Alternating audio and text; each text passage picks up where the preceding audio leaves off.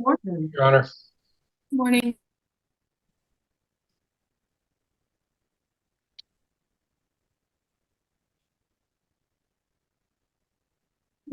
Mr. Groff, who are you looking for? Miss Collins? Yeah, Miss Collins, if Mr. Colville is there, he's the one who I think did the report for the Downey matter, Your Honor. Okay, I'll bring him in. Great, thank you. Good morning to you all. Good morning. Miss Canada, nice to see you. I haven't seen you in a long time. Thank you. It's good to see you too. We've had a lot going on this month. Yes, ma'am. All right, I will call Cosmo. We are here today on review hearings. We're conducting this through Zoom under a finding of good cause and agreement of the parties. We're live streaming and I'm recording to the Zoom cloud this morning. All right, then we'll go ahead and take announcements. Your Honor, good morning. Gene Graff and Tim Colville on behalf of St. Francis, present and ready to proceed. Stacy Zabala on behalf of Michael and Jay, and I didn't know if it was both of them or just Michael, but I'm as ready as I can be for either one. There should be a worker in the waiting room for Jay's case. I don't have anybody else out there that would be, I mean, I've got two people in the waiting room and I know who they are. They're not. Okay. Looks like it would be Uriah Alvarez. Someone send an email and see if we can. He's just logging in. Oh, okay, good. Or you mean? And Judge, I didn't realize that the one child had turned 18, so I've got to do the motion in order to extend jurisdiction, and I'll do that and send it along with today's review hearing. Okay, that'd be great.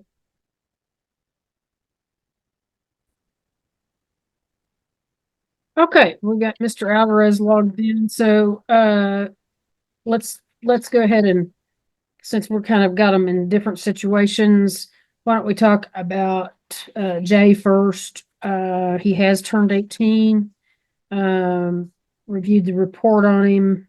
I know we're trying really hard to keep him at the Salvation Army SIL. So what do we have new about that? Yes, Your Honor. I actually just got off the phone with his case manager this morning. We were trying to see if we could get Jay to attend this morning. He, unfortunately, we don't know where he's at.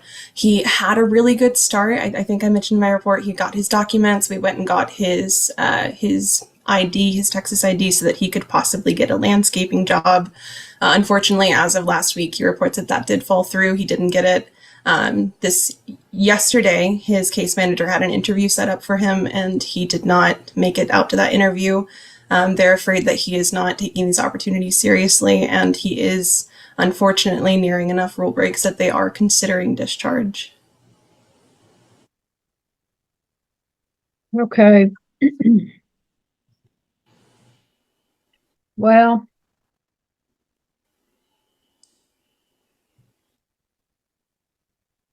I guess if he leaves care, we'll just let it sit for a while and see what happens. From reading the report, it kind of sounds like that's the direction we're headed, with the things that he's been doing.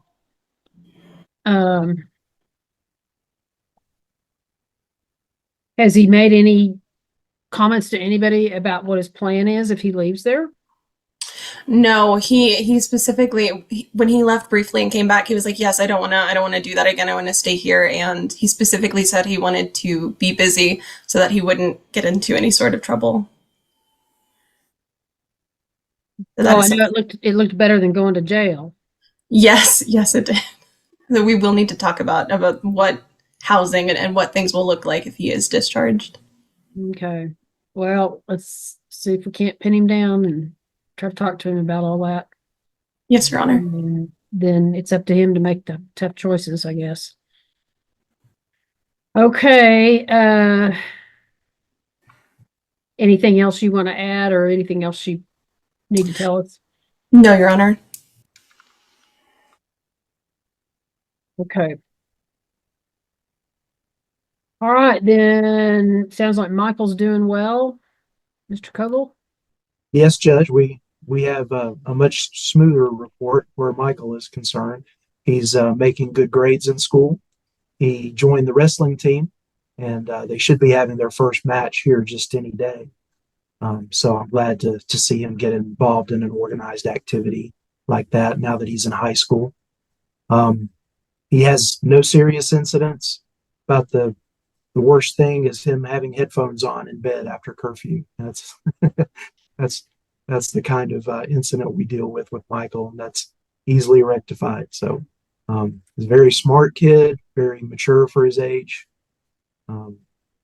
Doing work in lawn maintenance and landscaping a little bit to make some money. The only thing is we'd like to get him closer to home. You know, we'd like to get him back into region. And I know his grandfather would like that. His grandfather's reached out to Cal Farley's Boys Ranch and is trying to make that happen for maybe next fall if they would accept him. So that's something that's in the works, perhaps. He's complying with the terms of his probation. He has completed 50 community service hours, which completed that part of his probation. His probation officer did want him to continue in aftercare concerning the nature of his offense and going to an LSOTP provider. So they did find a provider to start seeing him on a weekly or bi-weekly basis going forward. So his probation officer's satisfied with that. That's about all I have to report. Okay. Oh, great. Sounds great. So I'm real pleased with how he's doing. Okay, Ms. Zavala, anything to add? Well, Your Honor, I went out to the Lubbock SIL on Saturday. The case manager out there is not his usual case manager. It was the weekend one, but she said, I haven't seen him today. I had reached out at the number I had for him by text, but no response. So Ms. Alvarez, if you get a new number, I know he has changed several times. I think I've got the most recent one, but if you find out any new contact info, if you could forward that, that'd be great. So tried to touch base with him, but was unable to. And then Michael, we had a Zoom set for 5:30 last night, and he had to stay late for wrestling practice, which I absolutely love. I think that is the best thing for him, and I'm so excited. We tried to reschedule for 7, and the person who needed the link to give it to him wasn't there by the time I sent it. But so I'll be following up with him, but it sounds like from placement and from Tim that he's doing really great, and I love that he's getting to be able to participate in wrestling. I think that'll be great for him. Okay. All right, then, with respect to, excuse me, to Jay, we'll extend jurisdiction and I'll sign an order to that effect. If he leaves care, then we'll put him into trial independence. We'll see what happens in the next few weeks. And then I'll continue the department as permanent managing conservator of Michael and continue his placement. Next hearing will be scheduled for January 14th of 2025. That'll be on a 9 o'clock docket. And I show that to be a final. So we filed modification, obviously, on in the case as far as Michael is concerned. I believe we did an extension on the case Yes. back in, I think, July or August. Yeah, that's right. We did. And so we don't have PMC of Michael No, we yet. don't. We're TMC and Michael. I'm sorry. Yeah, I just looked at that incorrectly. So no, that is our final then. Will be January 14th. So thank you, Miss Canada. Yeah, I just looked at my paper wrong. So I would make a finding that there would be a continuing danger to return Michael home at this point in time.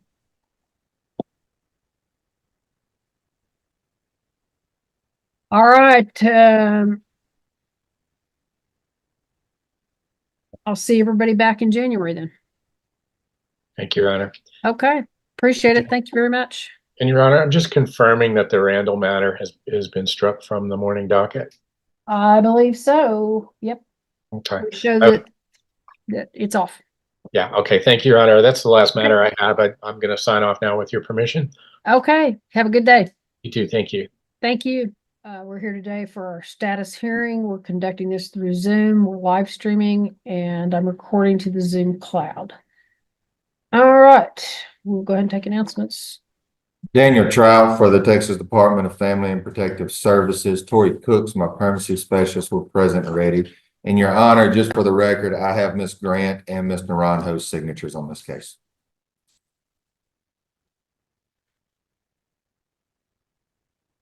All right. Okay, so neither are present nor are their clients, but Ms. Zavala, did you announce? Oh, I'm so sorry. Stacy Zavala for Alexi. No, I hadn't. All right, then. What do we have new? So Lexi has moved to a less restrictive setting. She's been enjoying it a lot more. Some school issues with some teachers, but I believe that they've been resolved. She's gotten into therapy at her new placement, and they did do a med review yesterday. So all in all, it seems like she's doing very well. I did get them set up for some family counseling with her and dad. And then we are getting approval for dad to start a parenting course that's more geared towards teenagers. He's been very willing to meet with me and work services to get Lexi back home. And their conversations and visits have been going very well. Okay. And no cooperation from mom at this point in time? Correct. All my attempts to contact her, see her, nothing has come from those. And Judge, on service plans, they were both filed on 10/25 of 24. Dad signed his on that same day. All right, now dad's got a girlfriend that lives with him, correct? Yes, ma'am. And are we asking her to do anything? I told her that she is able to be involved. She signed dad's service plan as a participant.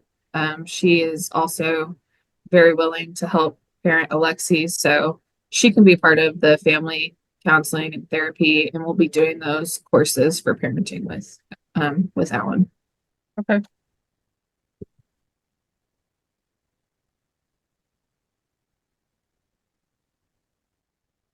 All right, great. Okay, Mrs. Zavala? Well, Ms. Cook may have answered the one thing that I really needed. Alexi really is doing well. She is going to be switching schools this week, which I think will be a good thing. That was the only kind of hiccup she's had at this placement. She's very on top of her own medical needs. She was telling me about the new medicine and she seems really good. I've worked with her before, so she really does seem much better than previously. What she was concerned about was, how do I get home? I don't think she was aware that family counseling had been set up yet, and I don't believe it started. And so she was like, can we ask if he could do individual, and then I can go home and we can do family counseling while I'm home? She is very much in favor of the girlfriend. They have a very good relationship. I am all for girlfriend participating in the counseling and parenting, whatever she's willing to do. She says visits and conversations with dad go really well. She just wants to know when can we be back? I mean, she acknowledges there are things they need to work on, but because she hadn't heard yet about family counseling, she was like, can I just get there first and then we start family counseling? So that's what she was wondering. Well, I mean, Ms. Cook, you got any ideas about, reunification with dad and working on these things while the child's back in the home? You think he's ready for that yet? I mean, he's the one that showed up needing help from us. So Yeah, I think getting this parenting started and at least getting a couple, of course, the family counseling will be virtual since the distance, but we did discuss the option of hopefully having her for Thanksgiving come down, spend that time, see how that goes. And if it's going well and we got a couple of family counseling under our belt, then, you know, maybe during the holidays we can hopefully bring her back home and now keep working on those things together in Emory. okay. I mean, it's just so much more effective when we can have them in the same place and in the same room. And, you know, I mean, there's just no two ways about it. I think we make better progress, but, Ms. Zavala, are you good with maybe doing that, bringing her home for Thanksgiving and seeing how that goes? I think that makes sense. You know, a good visit, see how that goes. And, you know, for school wise, changing its semester always is helpful. I think she'll feel better that the family counseling has been started or is about to start. You know, she would like to be home as soon as possible, but that sounds like a reasonable plan in terms of getting there. Yeah, I mean, and I think it's, you know, like I said, if y'all need to put it off on me, certainly do, but just, I think you can tell her that, you know, I think the change of school and everything should happen at semester. So let's try it. Let's try bringing her home at Thanksgiving and see how it goes, and then we'll go from there. Okay. Something for her to look forward to and work towards, and then we'll have maybe a little more of the family therapy behind us. So, Well, and St. Francis really is not concerned with her going home. I think is dad ready for her to come home? right. Because the removal was kind of a little iffy anyway. So it's when he's comfortable, we're ready. Okay. All right. Well, at least we're headed in the right direction. So, okay, then I will continue the department as temporary managing conservator. I will continue her current placement. We'll bring her home for Thanksgiving visit, see how that goes, look at maybe reunification over Christmas holidays. But I'm going to find there be a continuing danger to return the child home at this time.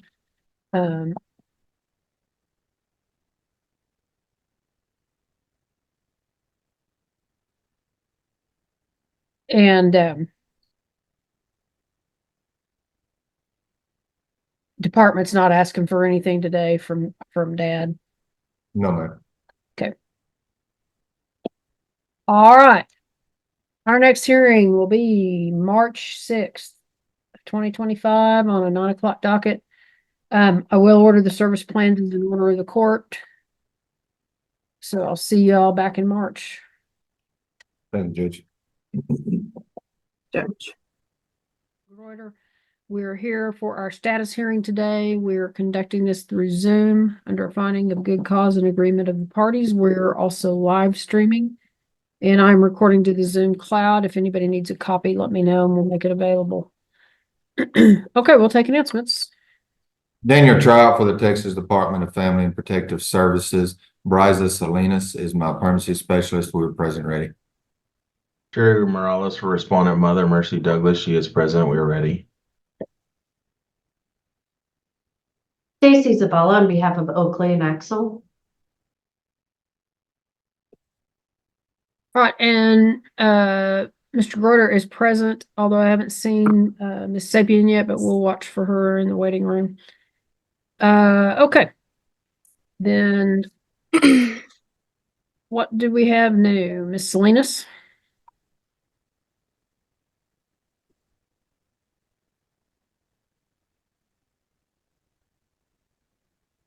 You'll need to unmute. And Miss Sapien's logging in, so I'll bring her in. Good morning. Morning. Morning. Bryza, you're still muted. There you go. Sorry, I was trying to find my unmute button. Sorry. You're good. I apologize.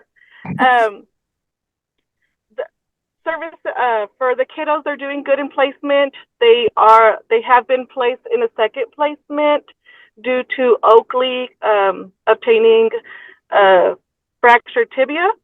And so that is under investigation now. And so now they're in a second placement. She's doing well. Axel's doing well. They're caught up medically. Axel does have a referral to ECI for PT. And so that is getting started as well. Both parents you go over service plans with both parents? Oh, yes. Both of, sorry about that. Mercy is to be doing parenting, counseling, OSAR, a psychosocial, WAVE, drug screens. We ask that she has stable housing, employment, and transportation. She also is doing drug screens. Her last drug screen was on 10/3. It was a UA. She had positive for marijuana. And on 10/11, she did a hair follicle that was positive for marijuana and cocaine. She does get visitation virtually 1 hour per week on Friday at 6 p.m. And Mercy, updates on Mercy, she has completed her WAVE assessment and she has started parenting classes. And on Hayden, he's doing parenting, counseling, OSAR, psychosocial, BIP, drug screens, as well, stable housing, employment, and transportation. His drug screens were on 10/3 as well. He had a UA positive for marijuana. He had a hair follicle that was positive for marijuana, cocaine, and methamphetamine. His visitations are on Friday as well, virtually. Those are at 7:30 to 8:30 for the 1 hour weekly. Services that he has scheduled are his psychosocial on the 6th of this month, his awaiting calls for his BIP, and his parenting classes is scheduled for December 5th. In your honor, both parents have signed service plans and they have been filed.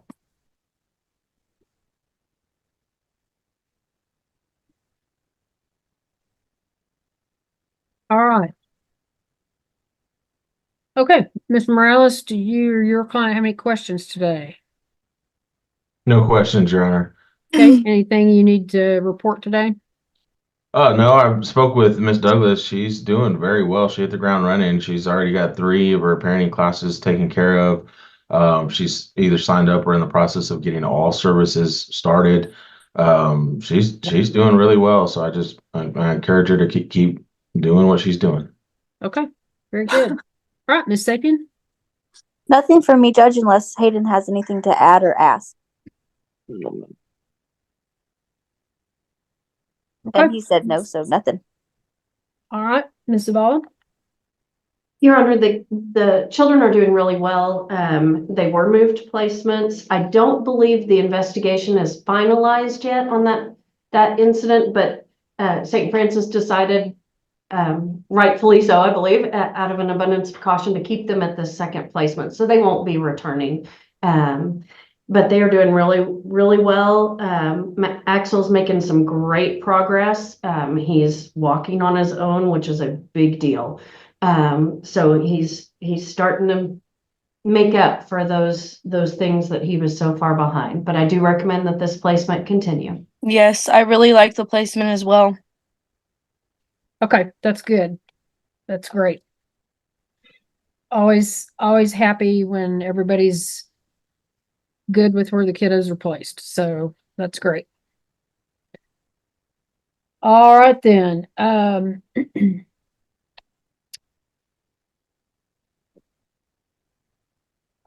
Which child suffered the fracture?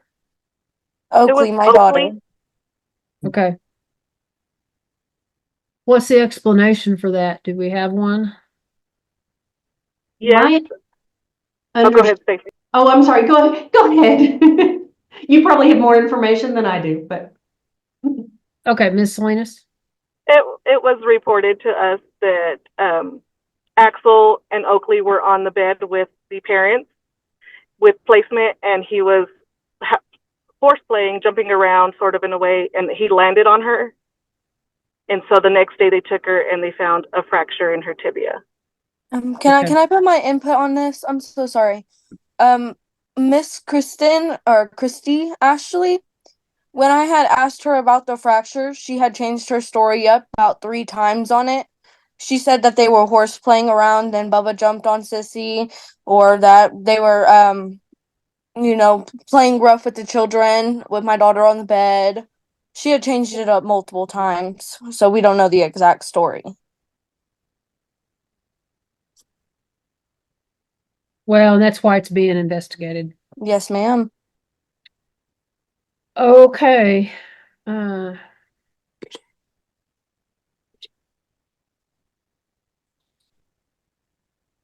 Then for today, let me just talk to parents real quickly about your service plans.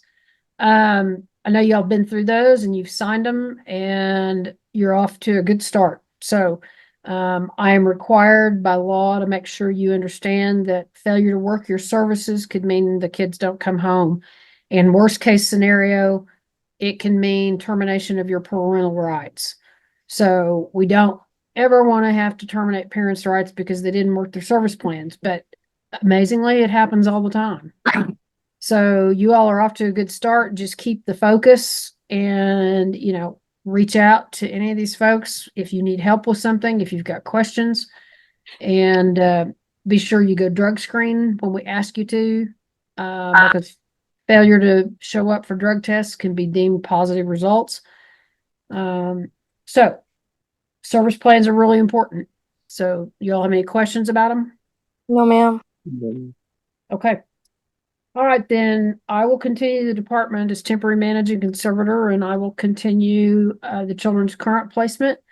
I would find that there's a continuing danger to return the children home today, but it sounds like we're off to a really good start and working in the right direction. I will see you all back on February 25th for our initial permanency hearing.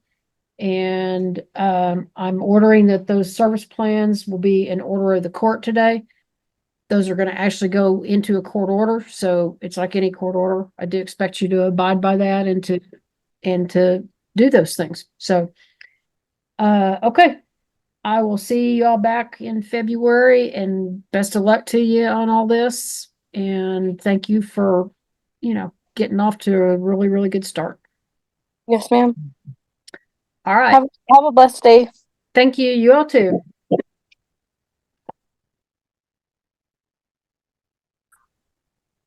Thank you, Bryce. Thank you, Judge. May I be excused? Yes, ma'am. Thank And you. Judge, can you bring in Haven Doucette if she's out there and put her and Miss Curtsy and I in a room real quick? Sure. And after they talk, I may need to talk to all of y'all real quickly. All right. Let's see. We've got CASA in this case too. So let me get you guys set up. All right. Daniel, you, Miss Doucette, you, Miss Kirksey. Yes, ma'am. Okay.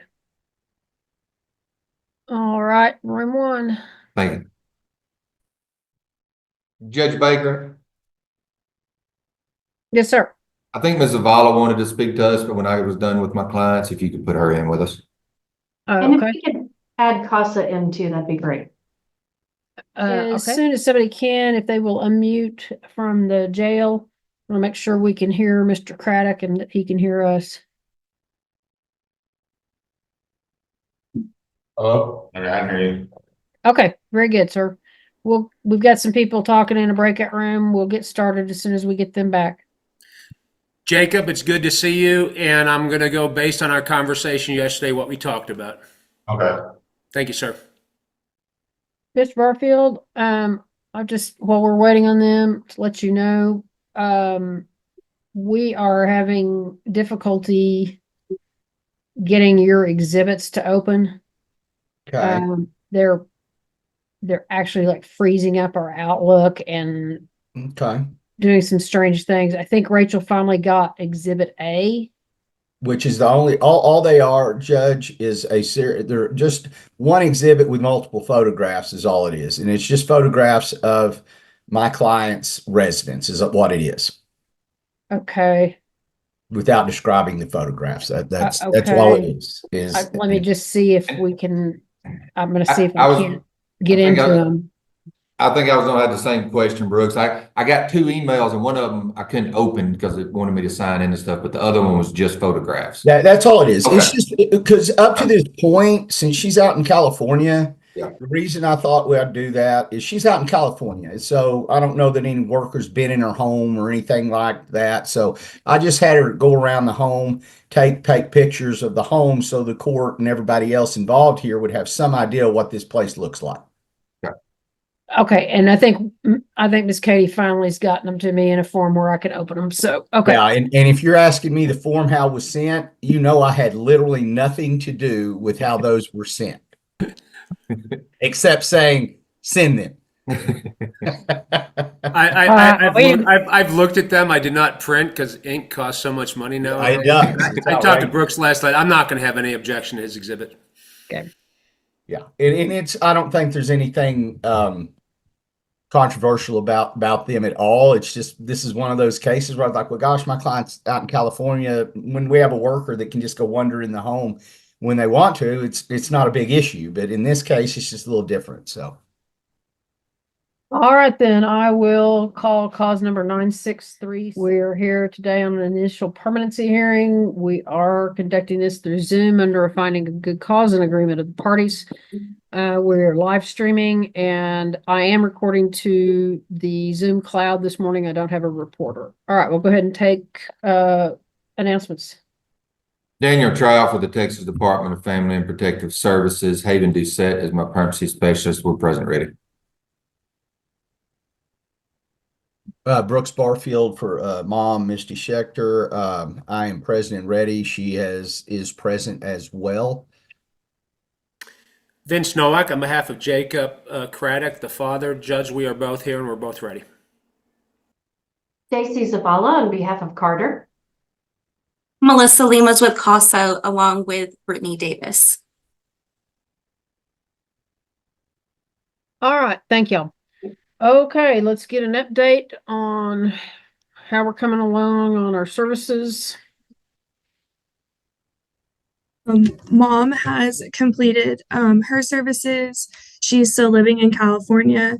Jacob has completed his psychosocial assessment and then he was incarcerated. He has now been moved to Garza County Jail.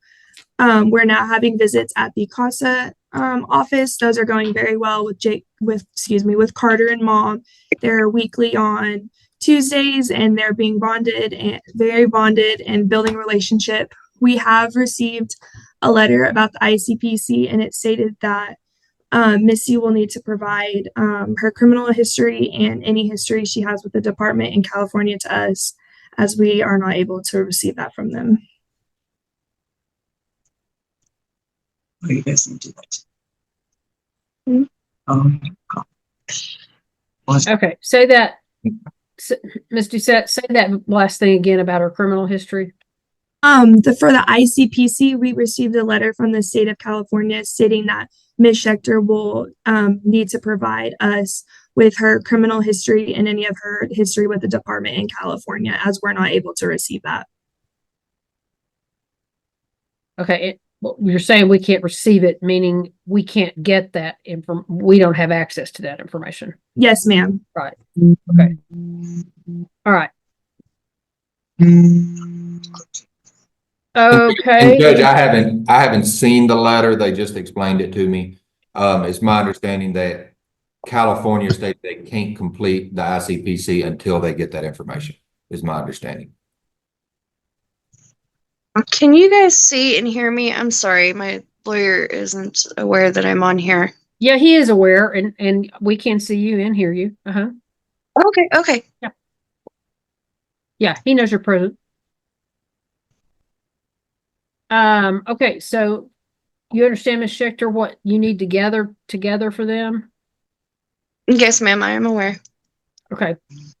I don't know how California goes about that, but as far as you getting a copy of that, but usually you could go to probably the county sheriff or somebody like that, and they could pull it.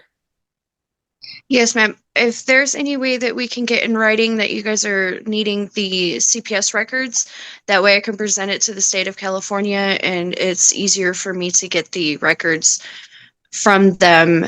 As long as it's in writing, they won't fight it. It's very hard to get records from the state of California when it comes to CPS. Miss Kirksey, is it something we could put together to get to her? Yes, ma'am, we can. Okay, very good. Thank you so much.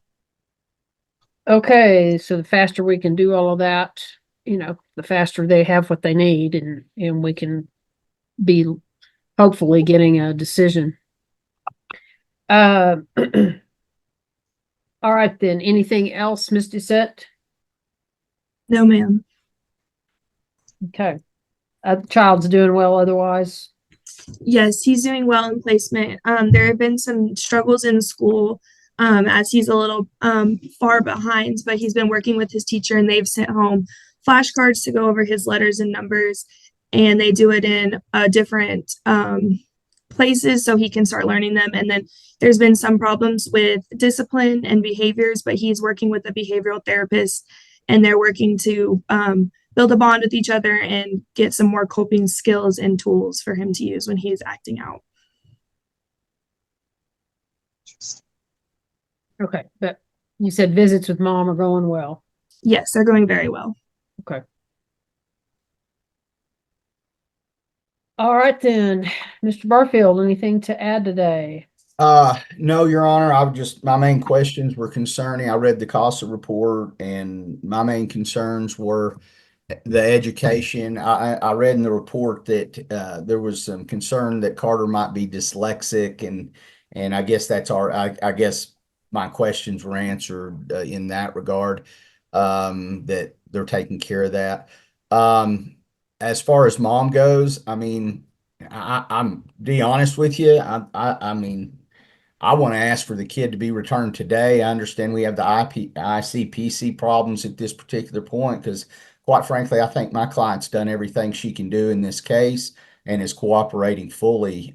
So I'm at the point now, as soon as procedurally we're done, I'm requesting the child be returned back to my client at this point. So I guess that's all I have for now. Okay. All right, and Mr. Nowak? Thank you so much, Judge. Ms. Doucette, I think you testified that Jacob Craddock, the father, has completed his psychosocial assessment, correct? Yes, sir. And he's currently incarcerated in Garza County? Yes, sir. Have you provided him with whatever information, whatever packet you can to him so he can do whatever he can do while incarcerated? I have not provided. I sent to Potter County Jail before he was moved to Garza, so I'll resend it to the Garza for him to have. And you'll do that today, correct? Yes. And who is current placement? Christina Talent. And what is her relationship to the child? She is the child's ex-stepmother. And what's the status there? Is she happy keeping the kid? Keeping the child. I'm sorry, keeping the child. At the time period, yes. Okay. Judge, that's all I have. Thank you so much, Ms. Doucette.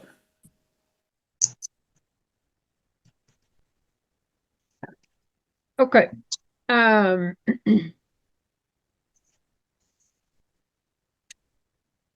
Ms. Zavala? Your Honor, I've gotten to visit with Carter again. He has spent a few days in respite with someone else, and I went and visited with him over there. In general, he's doing well. He is behind in school and things like that. But I had also read all the reports about the visits going well with mom. I'd spoken with mom. I liked that she was able to come here in person. Carter was very clear that he enjoyed that in-person visit He was very clear and immediate that he would love to have more in-person visits with mom, but he was just as clear and immediate with his answer about he didn't even want to go to California for a visit. Now, he didn't really expand on that. And I think we just need to work through that. But that's kind of where I'm working. I think mom's working hard. And those in-person visits are important to Carter, and I think they have gone well. But I don't know if the issue with California has to do with the other people in the home. I don't know. I couldn't really get more information. But it was a very clear and adamant, I don't want to go to California. All right, he's in therapy, right? Is he in with a therapist? I believe he's supposed to be. I didn't know if he was actually getting to go. I know there was some scheduling stuff. He's seeing a behavioral therapist who comes to the home. That's through, sorry, Your Honor, that is through Arrow. He's not seeing like an LPC or a play therapist. Okay, I want to get him in with, an LPC and see if they can't kind of explore that. And, that may take some time, but see if we can't get him to elaborate on why he has this strong opinion about going to California. Okay, what about, has anybody thought about any type of family therapy with mom and Carter at this point? Because Carter's what, 6? He's 6. So I think that the visits are probably, the most important thing right now, but Sure. I would like to get him started with an LPC to at least try to build a rapport with him and maybe get a sense of what his concern is about California. And then I would have no problem with joining mom in that loop about, making him at ease about that, if that can be achieved. I have no idea at this point why he's averse to that. Can we ask for more visits? I'm sorry, I didn't mean to interrupt you. No, it's all right. I'm sorry. Is there any way that we can ask for maybe two visits a week instead of 1 a week? I have no problem with that at all. You've completed your services. So, Ms. Doucette, if we can get it set up where they can have virtual visits twice a week. Yes, ma'am. But I do want to get an LPC into this mix quickly. I'd just like to have a phone call.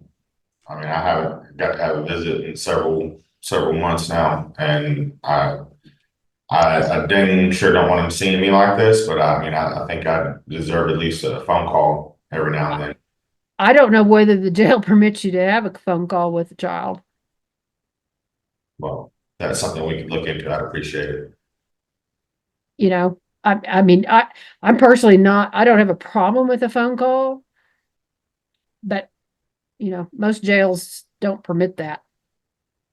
So I just don't know what the jail there does. Mr. Novak, I guess you can explore that with Mr. Craddock.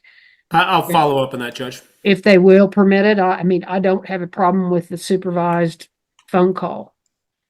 I just think everybody needs to be kind of clear about what's up for discussion and what's not.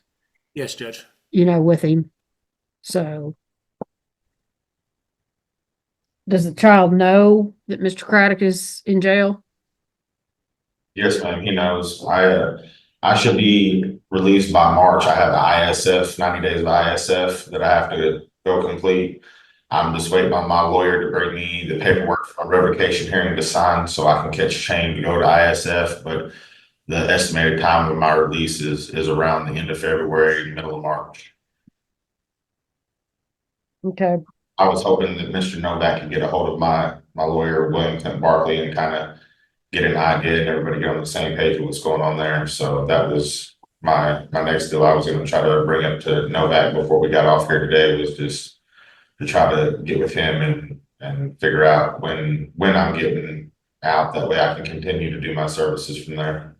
Candidly, your your criminal attorney may not even know the answer to that. You know, it's a question of waiting and when they've got a spot for you and, you know, you could be kind of ready to go at any point in time, but it's a question of having a spot. So I'm just telling you, I don't know that your criminal attorney would even know the answer to that, but, you know, I certainly don't have a problem if Mr. Novak wants to speak with that individual. So, Jacob, I left a message with that lawyer yesterday, and I'll follow up with you the minute I hear back. Yes, sir. Thank you, sir. Thank you, Judge. I have one concern, if we could voice that over the court hearing. Sure. What is your concern? So Carter has expressed to me on multiple occasions that his uncle, which is Christina Talent's brother, takes him off-roading in this, I don't know what it is, but he has expressed to me that they have flipped the vehicle multiple times, and which has caused me to buy Carter a helmet, goggles, and protection gear, and is being sent to Miss Doucette's office. Is there any way that we can make sure that Carter is being safely watched and is in a safe environment when this is happening? Ms. Doucette, do you know, are you aware of this? Misty told me last week that she had ordered him a helmet, but they had spoken about that in the visit, and I was not present at the visit. So were y'all aware that Placement's brother, or whoever this is, was taking the child off-roading? No. Okay. So this information came from Ms. Schechter last week? Yes, when she told me she ordered him a helmet. Okay. Have you spoken with Placement about this? Placement explained that they go off-roading in their Jeep, but I have seen the Jeep in the home, and it has all the doors and everything, and they're in a Jeep club that they go and do these things with.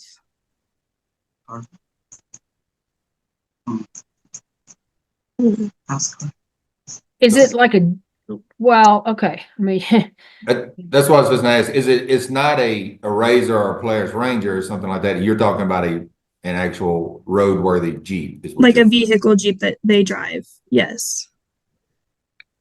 Carter expressed to me it is like it has a roll cage. It's not like an actual Jeep or a vehicle. It is a specific off-roading. If maybe we can express this in therapy, when he gets into therapy, try and get a little bit more elaboration on what kind of vehicle he's in during these. But I did order him a helmet, the goggles, and some gloves, and I do plan on getting him some pads and for his knees and his arms, if we can possibly get him to express a little bit more on what kind of vehicle he's in. I just don't feel comfortable with these vehicles flipping. I don't know if he's lying to me or just trying to express a little bit more on the story or what's going on, but I did order protective gear for these whatever excursions they're going on. generally, Ms. Schechter, children that are in the custody of the state are not permitted to engage, you know, in what I would deem to be high or higher risk activities. So, Ms. Doucette, Placement needs to be instructed that the child is not to be placed in any kind of ATV, UTV, off-road vehicle. Yes, ma'am. Now, if they're doing some off-roading in a street-worthy Jeep, in other words, something that you'd see just going down the street, but that is capable of going off-road,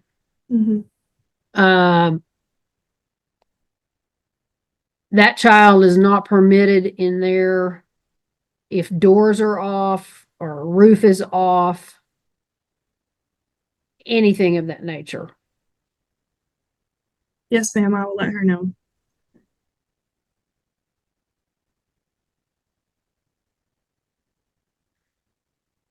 You know, if they're just driving down a trail, I can probably live with that, as long as, of course, the child is properly restrained and all that. But, you know, I mean, when you say off-roading, that is a very broad category. Fucking. You know.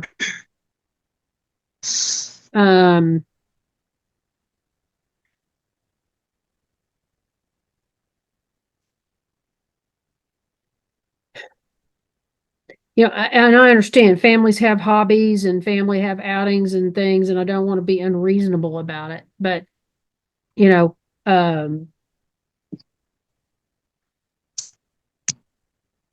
sounds to me like you might be in one of those dune buggies or something like that. Well, I used to do off-roading all the time.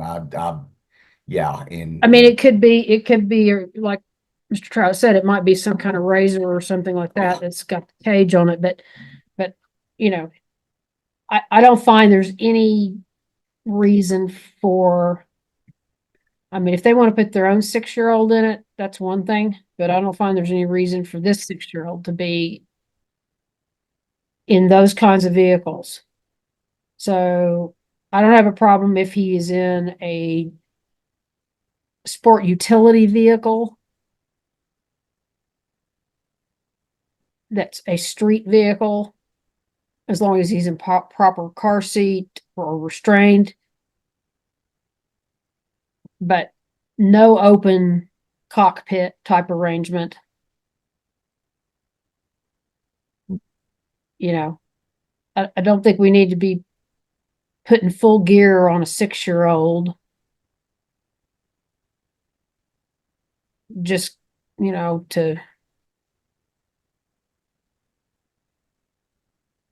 I'd like to know more about what they're doing, quite frankly. So, Ms. Doucette, you need to do a deep dive into what this is all about. Yes, ma'am. Where are they going? What kind of off-roading are they doing? What vehicle is it in? But make it clear that the kiddo is not to be put in any kind of TV, ATV, or any open cockpitted type sport utility vehicle. And I own 2 myself. So it's not because I have a bug about sport, UTVs. So, but I don't put other people's kids in. And Judge, just for everybody, what I wrote in the order is child not to be placed or ride in an ATV, UTV, or off-roading vehicle. If in a roadworthy vehicle, then all doors and safety equipment must be present for right now. Anything else you want me to add to that? Well, doors, roof. Yes, ma'am.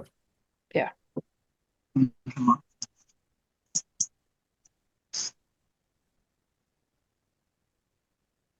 So, Ms. Schechter, I don't think it should be necessary for you to order him more gear. Okay. We'll put an end to that activity.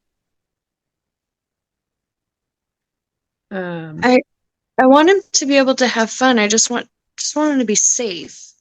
Everybody wants him to have fun, and I know that those things can be fun, but it's like I said, it's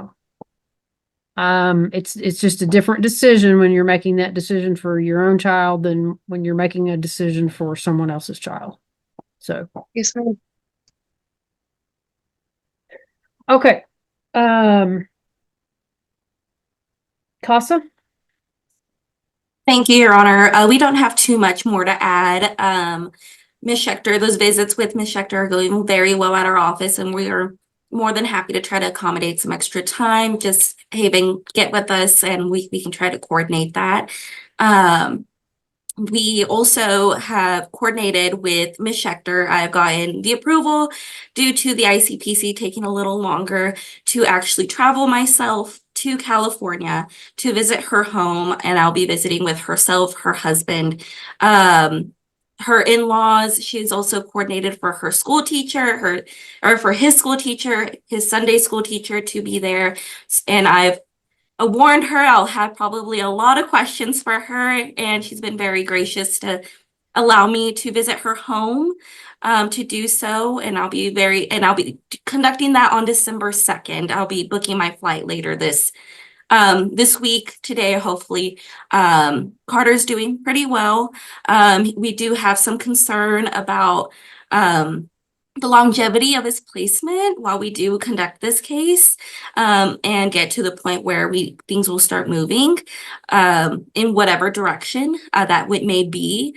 But our main concern also does lie with Carter struggling in school. His teachers are trying his best to help with that, and we would like to see him in some formal therapy to kind of iron out some of those concerns he may have, including some of, I think he doesn't want to hurt anybody's feelings, and he's been told possibly many things all around, and I think this will be a very safe space for him to tell his feelings on how he's feeling. But I am looking forward to visiting Ms. Schechter's home and providing a report on how that visit goes. Okay. I'm looking forward to it. Does mom's attorney get a trip out to free trip out to California, like SoCal, something like that, maybe? You'll have to talk to Jared Mendoza on that one, Brooks. Yeah, okay. I'm joining CASA, Judge. But I may be able to squeeze you in my suitcase. Hey, I'm not real tall, so. Judge, and any chance for Dazzler to ask Costa a question? Absolutely. I don't Brooks, know if you're going, Brooks, I'm together, going. Vince, is a great idea, but that's okay. Yeah, but we talked about Northern California yesterday. Melissa. Yes, sir. You plan on going to California to meet with the mom, correct? Correct. Do you have any plans to go to Garza County to meet with Dad? I can sure try my very best to try to get a visit coordinated down there. I'm not exactly too sure where Garza is. I think it's in Post. Oh, Is it Post? About 20 miles south of Lubbock. Okay, so I can actually try to get with another supervisor of mine and coordinate. We do have a Lubbock Christmas trip coming up soon, where we'll also be going down to Odessa, and I can try to see if she can make a stop to visit Jacob for me, if that will work. I think it would be perfect since you're going 1,500 miles to California. If you go 130 miles down to Post, Texas, and you, not another worker, not some designee, but you, will you promise me that if you visit Mom, you'll also visit Dad? I will do my very best, Vince. Thank you so much, Melissa. Judge, that's all I have. Of course. Okay, then for today, we will continue the department as temporary managing conservator, continue placement. Mr. Barfield, I did look through the photographs since everybody had indicated they didn't have any objection. So I've looked at the photographs of Mom's home. Find there would be a continuing danger to return the child home today. We've still got some open-ended questions here before we're ready to make those decisions. I do want the child to be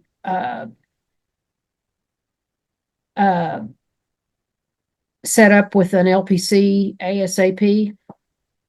And then obviously my order regarding the child will not be in any UTV, ATV, or open cockpit vehicle of any kind. And I'll see everybody back February 25th of 2025 on a 9 o'clock docket. If something comes up before that and we need to get together before that, then y'all just let me know and we can certainly, get together earlier. Okay. All right. I appreciate everybody. Thank you all so much. Thank you, Judge. Thank you, Judge. Thank you, Your Honor. Thank you so much. Jacob, I'll be in touch. Judge, thank you so much. And I am not on the next hearing, but I'm on the 10:30 adversary. If you'd be so kind as put me in the waiting room, and I'll mute myself, or I'll try to mute myself to make sure I'm not bugging y'all. No, I'll just put you in the waiting room. Thank you so much, Judge. Jacob, I'll be in touch. Yes, sir.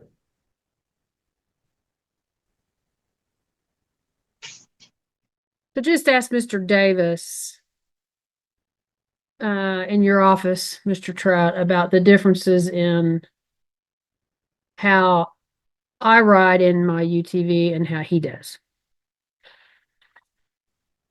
I will. I imagine it's quite a bit different. Yeah. But he could show you some pictures that were flashing through my head during that hearing. Yeah, as soon as they said it, it gave me a lot of pause there. Yeah. And that's the first I had heard about it. That's I was the first like, I've heard of that. what? Well, I don't consider myself to be a Pollyanna, but it just does make a difference when you're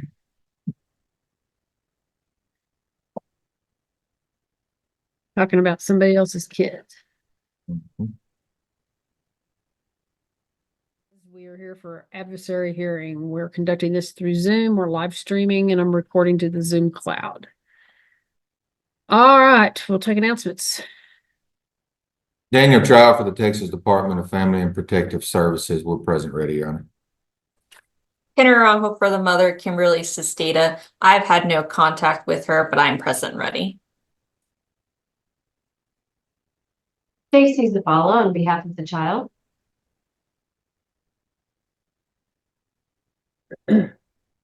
Okay, we are here on a reset. We were originally scheduled on this hearing back on October 24th, and Ms. Naranjo had just been appointed, had not had really much time at all to try to make contact with her client, so we reset for today. I don't have any of the presumed or alleged parents present, but we're going to need to proceed today. I know at least the mother is aware, obviously, of the hearing. I know that Mr. Sesteta is also aware of the hearing, as he submitted insufficient paperwork to request a court-appointed attorney, which I returned because he'd not given me any of the pertinent information. And I guess we can cover the status of Mr. Goody. Both Ms. Sesteta and Mr. Sesteta have been personally served in this case. So I guess we'll need an update on Mr. Goody as far as contact or service or anything. So, and Judge, I'll say we have not served him. We don't have a good address for him to get him served, is why that has not been issued and service has not been done. All right. Mother had named him as the father, and we all are pretty sure, just based on prior proceedings, that's the case. It's just that Mr. Sesteta is a presumed father because he and the mother are still married. Yes, ma'am. All right, then, we're going to go ahead and proceed today. So, Mr. Trout, you can call your first witness. Call Melissa Ponce, Your Honor. Okay. Ms. Ponce, if you'll raise your right hand for me, you solemnly swear or affirm the testimony you'll give today will be the truth, the whole truth, and nothing but the truth. Yes, ma'am. Okay. All right, you may proceed. Thank you, Your Honor. Ms. Ponce, would you state your name for the record, please? Melissa Ponce. And Ms. Ponce, how are you employed? I am a CPS investigator. And are you familiar with the case involving the child, Emilina? Yes, sir. And how are you familiar with that case? I'm the investigator on the case. How did the department become involved in the case with this child? I had received an intake on October the 2nd, 2024, with the allegations of the neglectful soup of the child by the mother, as a mom had tested positive at birth for methamphetamines and marijuana. Okay. When you received the case, were you able to go meet with the mother? Yes, sir. Okay. And where did you meet with her? I met with Kimberly and Charles at the hospital. Okay. And can you tell me their full names? Kimberly? Sesteta and Charles Gooley. Okay. And you met with them, you say at the hospital? Yes, at BSA. Okay. And did you discuss the allegations with them? Yes, I did. Okay. And what was mom's response to the allegations? Initially, when I first walked into the room. Mom and dad both stated that they don't have anybody else to place baby with. Then mom went on to say that she had used marijuana while she was in labor, and she could not give me a definite date on when she last used methamphetamines. The father, Charles, denied any current drug use. Okay.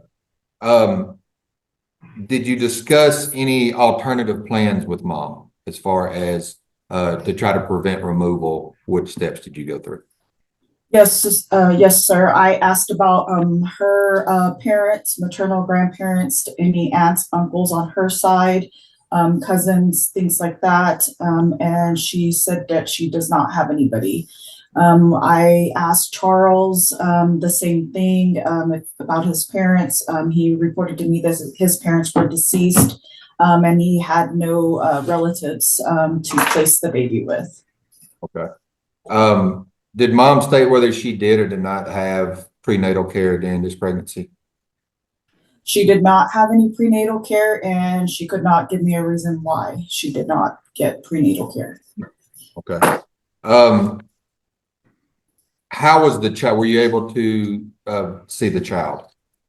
Yes, the baby was doing well. The nurse stated that she was not having any withdrawals or anything like that, and she was doing well. Okay. Were there any other complications? Did the baby have to stay in the hospital for a little while? She did, because of an STD that she had contracted from mom, and so she had to be on a 10-day antibiotic. Okay. Were you ever able to meet with mom is still married to Christopher Sesteta, is that correct? That's correct. Okay. Were you ever able to meet with him? Yes, I met with him at the Potter County Jail when he was incarcerated, and he wanted nothing to do with the department. Okay. Did he state why he had nothing to do with this if he thought he was the father? He reported that he is not the father to any of Kimberly's last 3 children, including this child, and that he is still legally married to her. But that was it, that he wanted nothing to do with the child or the department. Okay. Is in the efforts to remove or to prevent the removal, did you also speak to the maternal grandfather in this case? Yes, sir, I did, and he is raising Kimberly's 2 older children and could not take this child in. Okay. Where is the child placed now? She's currently in a foster home. Okay. She doing well? Yes, she's doing well. Everything going well with? Good. She's placed with her 2 brothers. Okay, so she is placed with family.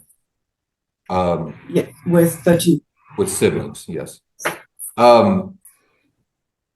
Due to past history and to the child and mom being positive at birth, did you find that it was in the best interest of the child to ask for removal? Yes, sir. And after speaking with all parties involved, do you believe that was in the best interest? Yes, sir. I'll pass the witness, Your Honor. Oh, I apologize. Are you asking for the court to award the department temporary managing conservatorship today? Yes, sir. And for the parents to work services? Yes, sir. Have you had any contact with mom since removal? Only by text message. I've sent her the court dates and things like that. She reads them, but she does not respond at all.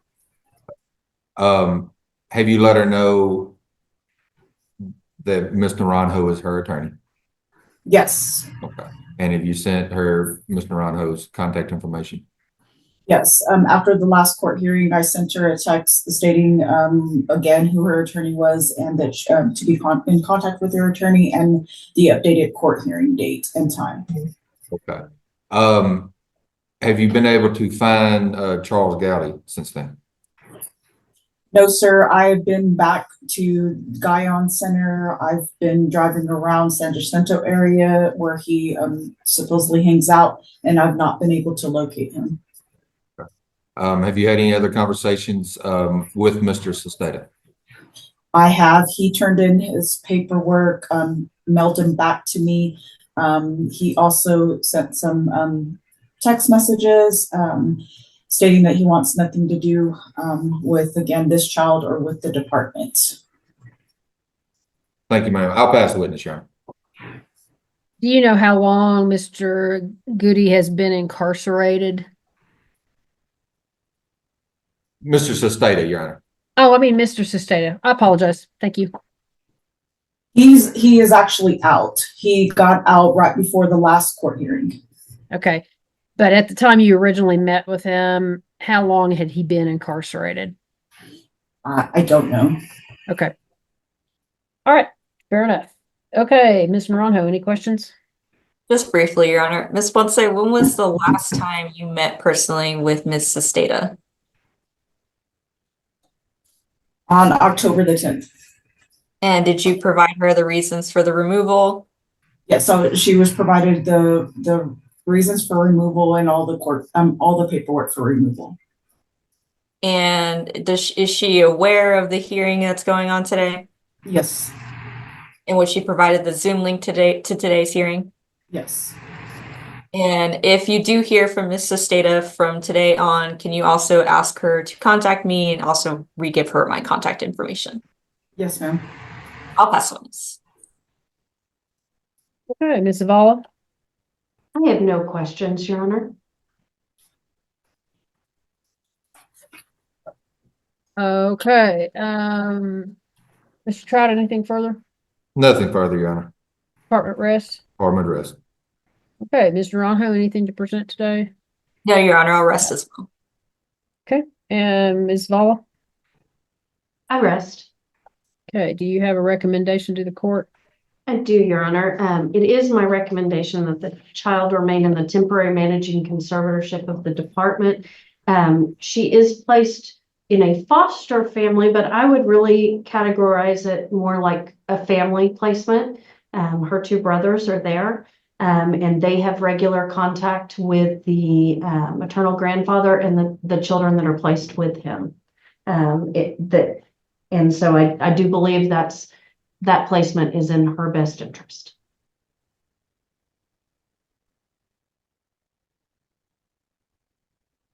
Okay, thank you.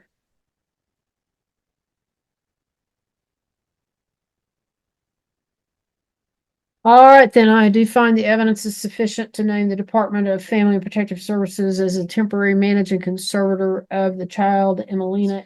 I would find that there would be a continuing danger to the child's health, safety, and well-being to return the child home at this time. I'll order the department to use reasonable efforts to reunify the family. I will expect parents to work services and I want to go ahead and get an order for genetic testing.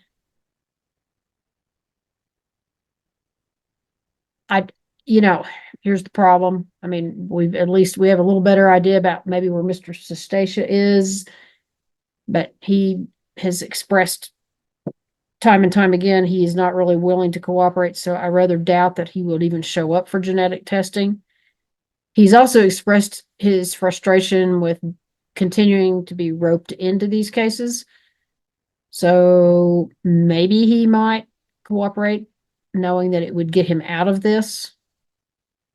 I believe he's been incarcerated for a period longer than where he could even possibly be the father, is my recollection. But, And Judge, I did email after that last hearing, we discussed whether the AG could use possible prior sample from him. Yes. In order to do this. I did kind of got an answer. They're checking with the AG's office. I believe the last test was done in February with Mr. Sesteta. So they're hoping that the sample is still on file. But I have not heard back. They were supposed to be checking with the AG and let me know, but I have not heard back. So Well- we are still checking on that. Just to kind of aid that, let's go ahead and get an order for genetic testing on him now that we're TMC. And let's go ahead and get it ordered. And that way, if they do come back and say, hey, yeah, we've got it and we think we can do that, we've got it already in hand. Okay. And I know that doesn't help us establish Mr. Goody, but it does eliminate at least one from the case. So, okay, then I'll see everybody back for the status hearing on December 3rd. And that'll be on a 9 o'clock docket.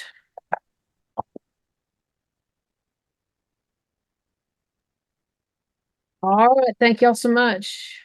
And Your Honor, I know we're running a little bit late. Do I have time to run down the hallway for Yeah, just a second? yeah, we'll take a quick break. We're here to, like I said, in both cases on an adversary hearing. We're conducting these through Zoom. We're live streaming and I'm recording to the Zoom cloud. All right, we'll go ahead and take announcements. Daniel Trout for the Texas Department of Family and Protective Services were present ready, Your Honor. Judge, my name is Vince Nowak, and I represent Miss No, and I'm going to ask Mr. DeLeon, is her first name is spelled Thui. How do I pronounce that? Twee. Twee. I represent Twee No. Judge, I am present, and I'm as ready as I can be without having talked to my client. Thank you. Your Honor, Tracy Riley, and I'm appearing on behalf of the father of Lucas De Leon and Guadalupe De Leon, and he is present and we are ready to proceed. Casey Zabala on behalf of all three children. Spam risk. Okay. Can you mute yourself when you're not, just so that way the background noise doesn't interrupt the judge? Okay, so we're trying to get a hold of. Yeah, Mr. DeLeon, whoever's in the background needs to probably go somewhere where we Yeah, can't hear them. they just walked out. Okay, all right. Hold on. All right then, Mr. Trout, you can call your first witness. Your Honor, yes, ma'am. Before I start, Your Honor, I did receive a signature from Ms. Riley. I just wanted to know if we are still in agreement with her client, if we can announce that and then take testimony on mom. Yes, Judge. My client agrees with the proposal from the department. He and I spoke a couple of weeks ago. He is very, I think, has worked with the department, wants to continue working with them to do whatever he can to get his son back, and wants to enter into a service plan as soon as they can get that up and running, and understands why right now it's best to proceed forward with the department's plan. Okay, thank you, Ms. Riley. All right, and Mr. DeLeon, I appreciate your cooperation. We'll come back and talk to you a little bit about that when we are kind of winding down. So, all right, Mr. Trout, you can go ahead and proceed. Thank you, Your Honor. We call Ruben Martinez. Okay, Mr. Martinez, raise your right hand. You solemnly swear or affirm the testimony you'll give today will be the truth, the truth, and nothing but the truth. Yes. All right, you may proceed. Thank you, Your Honor. Mr. Martinez, would you state your name for the record, please? Ruben Martinez. And Mr. Martinez, how are you employed? With the Department of Family Protective Services as a child protective investigator. And how long have you been in that role? 2.5 years. Okay. And are you familiar with the case we're here on today, the two cases involving? Correct. Okay. Or no children, I believe. And how are you familiar with those cases? I'm the one that was assigned the case and did the removal. Okay. How did the department become involved in this case? It was an on-call police assist regarding the no children and daily on children with the concern of methamphetamine usage. Okay. Were you able to go to the scene where APD was? Correct. Yes, sir. All right. And you received information from APD? Yes. And then were you able to meet with parents? Yes. Okay. That night I was able to meet with Twee, and then later on in the week I was able to meet with Mr. DeLeon. Okay. Speaking of, and just for the parties' names who is the mother? Who was identified as the mother of the children? Twee Ngo or no. Okay. And did you find out who the fathers were of the children? To the no children, it's Jesus Esquivel, and then to Lucas De Leon, it's going to be Guadalupe De Leon. Okay. And as to the no children, were you ever able to make contact with the father, alleged father in that one? No, he was last case reported in Mexico somewhere, so I don't have any contact information for him. Okay. Have you been able to run any reports or anything to see if there's a more current address? We ran the finder's report for the diligent search effort, and it didn't come back with too much information on that. Okay. Did mom have any information as to where he could possibly be? No, sir. Okay. And as you heard us announce, Mr. De Leon is in agreement with temporary managing conservatorship and working services, correct? Correct. Okay. So we'll just right now go over mostly about mom. What did your conversation with mom? Did you speak to her about the allegations? Yes. So that night I made contact with her. Law enforcement informed me that she stated Objection, hearsay. Mr. Martinez, your conversation with mom. Oh, with mom in general. Yeah, what did mom say? So my direct contact and conversation with mom, she had informed me that she had used methamphetamine 72 hours prior, and I asked her how long she had been using. She said about a week usage, and that she had Abel with her, and I asked her how she would use, and she would go in the next room and Abel would be in the other room while she was using methamphetamine. Okay. So she discussed using with at least one of the children in the home. Yes, correct. Did mom state how long, you said she'd been using for about a week, but did she discuss how long she has been using methamphetamines? She didn't discuss how long, but looking at history, it shows that she does have a history of methamphetamine usage since 2010. Okay. And where were the children when you met with mom? So when I met with mom, two of the no children, Abel and Gabriela, were at the maternal grandmother's, Maria Gutierrez's home. And then Lucas De Leon was at the paternal grandmother's home, Rose Gillian. Okay. And what other discussions did you have with mom as far as the use and what was going on? So she also informed me that she would get her methamphetamine from Mr. De Leon and that they would sometimes use as well. Okay. And that's what led to the De Leon child being involved in the investigation? Correct. Okay. As far as the no children, where you said they were with maternal grandmother? Yes, Maria Gutierrez. That's where Mr. De Leon had dropped off the children at. Okay. What were efforts to try to work through to prevent a removal? Were there any efforts going into that? So that night I asked her multiple times. I asked her if there's any placement that she can think of that where the children can go to. I tried to get her to fill out the child caregiver resource form that night. She didn't give me any possible placement that night for the children. Okay. And where everybody lives, are they far away from each other? Are they all on the same street? Where are all these houses? So the no children are different address, and then the paternal grandmother and father live across the street from each other. Okay. All right. Where was mom living at the time? Did mom give you an address where she was living? Mom informed me that she was over at Mr. De Leon's home at the time. Okay.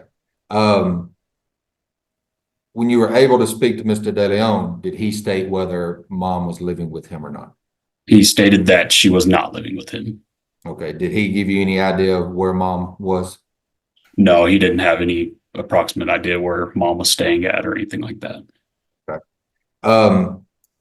Due to the allegations of the current methamphetamine use and the children being around when it happened, did you determine it was best interest to remove the children?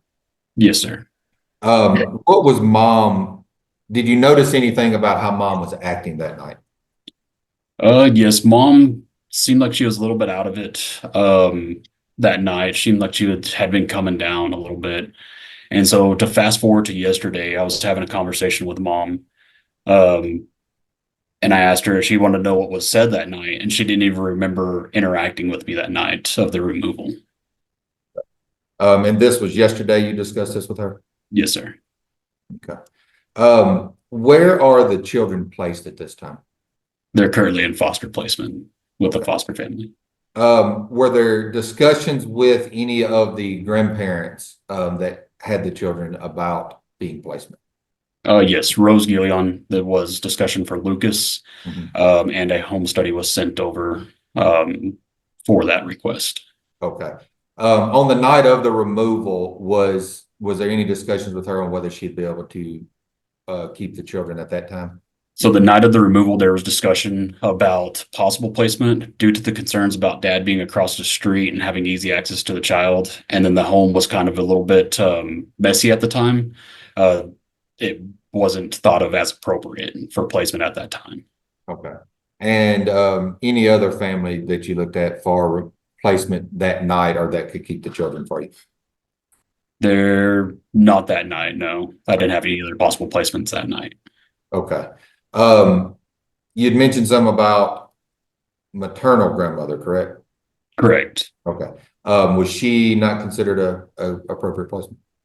When I made contact with Erica Martinez and Maria Gutierrez over there, they informed me that they were unable to keep the children. They're the ones who called law enforcement and notified them that night they were unable to keep the children at this time.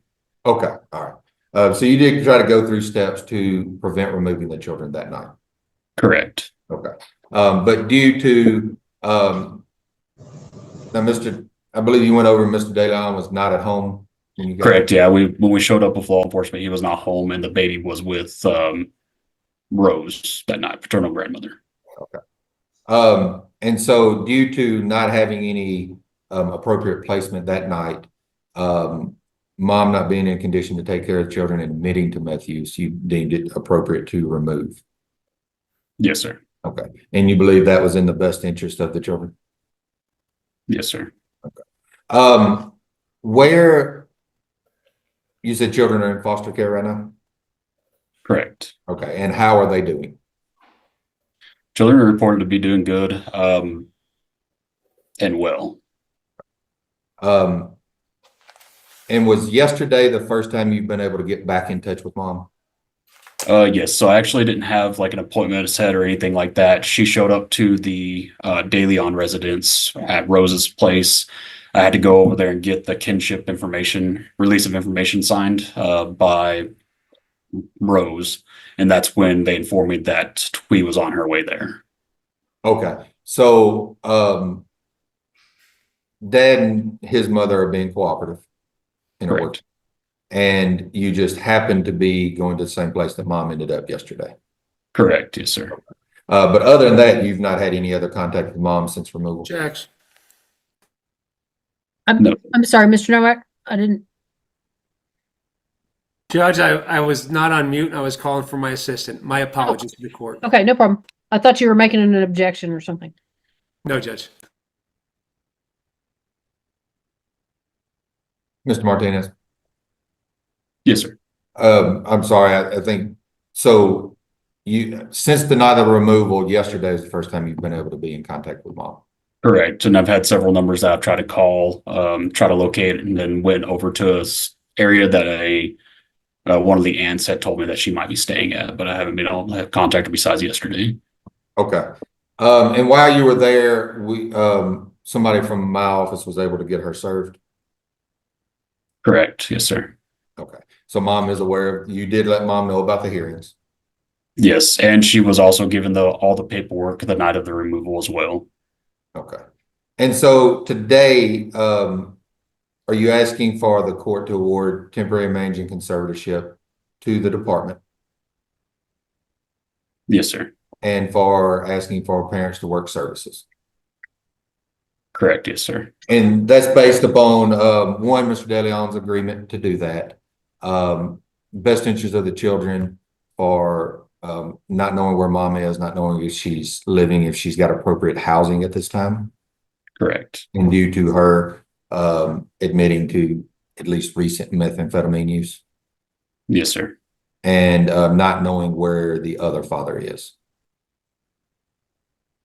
Yes, sir. Okay. And you believe that from the information you have, you believe he is somewhere in Mexico? Yes, sir. And I may have asked you this earlier. Did you discuss with mom whether she had a number for the father to the no children? I don't think I discussed it with her, just based upon previous history when looking for that. But also after the night of that removal, I wasn't able to have any contact with mom or talk to her since then. Okay. Besides yesterday. Okay. Are you aware from any previous cases or anything, any family members or anybody of Jesus Ezekiel? I am not. Okay. I'll pass the witness at this time, Your Honor. All right, Mr. Novak. Thank you, Judge. Mr. Martinez, and I apologize if I missed this, but you did talk to, I want to get this right. You talked to Twee No yesterday? Yes, sir. Yes. And that was in person? That was in person at Mr. DeLeon's paternal grandmother's residence. Yes, sir. Gotcha. And looking at the original petition versus the statement of procedure, I see two addresses, and I'm not going to give the full addresses, but I see one on North Grant and one on North Johnson. Do you know which address belongs to Twee? No? So North Johnson's actually the maternal grandmother's home, Maria Gutierrez, and then the North Grant would be paternal grandmother's house. So we don't currently have an address on my No. client. So the address was suspected to be on North Grant at that time when she stated where she was staying with Mr. DeLeon at the time of the removal. Do you have a phone number, a working phone number that you've used for Miss No? I do not. So Mr. DeLeon has given me several phone numbers, and when I call, it's one of the text mail subscriber numbers, and I'll leave a message, but nothing comes back. So I don't think the phone numbers are working. Would you make me a promise to share whatever information you have with me? Yes, sir. I can give you any number that I've called that in my documentation, I can definitely get that to you. And I'm not sure what paperwork you see, sir, but do you have access to my email address? I do not. Can I write it down real quick or get your phone Yeah, number? and this can be publicized worldwide for as far as I Okay, care. just want to make sure. It's real simple. It's my first two initials and at gmail.com. Whatever contact information you could provide on my client, Miss No, I sure would appreciate. Yes, sir. Thank you so much for answering my questions, Judge. That's all I have. Mr. Novak, you can anticipate him getting lots of electoral email later in the day. Listen, I'm just happy that today's the day. All right, Ms. Riley. Judge, just briefly, Mr. Martinez, would you agree that Mr. DeLeon has been cooperative with the department? Oh, yes, ma'am. Very cooperative. And doing everything you guys have asked him to do so far? So far, yes, ma'am. Okay, great. No further questions. Okay, and Ms. Zavala? Mr. Martinez, originally the three kids weren't placed together, but now they've been placed in the same home. Is that correct? Yes, ma'am. And although it's a foster home, is that a home that has an ongoing relationship with the children? Yes, ma'am. Okay, and in fact, this foster home was a home that the No children had been in previously. Correct. And were you aware that foster mom was actually present at Lucas's birth? I was not aware of that. No, ma'am. That after fostering, this foster family tried to be a support system for mom whenever she needed it. Yes, that's correct. So it's not surprising that the kids are comfortable there in the home. No, it's not. Okay, I pass the witness. All right. Anything further from this witness? Nothing further, Your Honor. No, Judge. Nothing further. Okay, everybody rest. Rest, Your Honor. Rest, Judge. Rest. We left as well. Ms. Vala, do you have a recommendation to make? Yes, Your Honor, I do believe it's in all of the children's best interest to remain in the temporary managing conservatorship of the department. I got to meet with all the children in person and they are doing well. I am not opposed to any kind of home study on grandmother and, but for right now, they are absolutely in a safe, loving environment. And I do recommend that that's where they stay. No. Excuse me? I think my son's eligible to come to my grandma's, to my mom's house. That's where he's recommended to stay. Ruben came over here and he said that everything looks good and he doesn't find a reason why he should not come home. Okay, well, Mr. De Leon, let me just tell you that as we move from this investigative phase into what we call conservatorship phase, we'll have to do some things. And so the home study has to be done on your mom's home. Yes. And when that comes back, if there's no insurmountable concerns or something, then yes, I understand everybody will meet and talk about whether that's the next best move to make. Yes, Ruben was here yesterday and he walked in the house and everything was good and appropriate in good condition. There's not going to be no issues with with myself. My mom's willing to comply and abide with everything that CPS wants us to do. So I'm willing to, like I said, I'm real cooperative. I'm doing everything I got to do to get involved with services to get the help that I need. I'm actually well and willing to do anything I have to get my son back. I took care of him personally for the last month. I got really attached to him from changing his diapers, from waking up at 4 or 5 in the morning with him. I just get real sentimental and emotional because every time I close my eyes, I see him and I miss him a lot. So I just want to say if I could get my son back as soon as possible. I understand.